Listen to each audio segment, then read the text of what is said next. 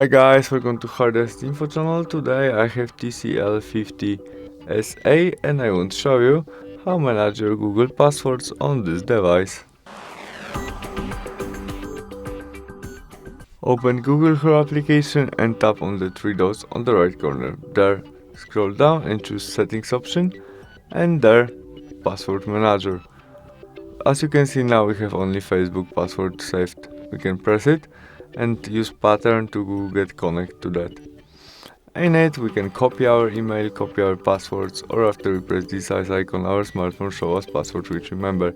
You can also edit all by tap on edit and write something new, on chart or change something, or you can add note. After you change something, you must save it.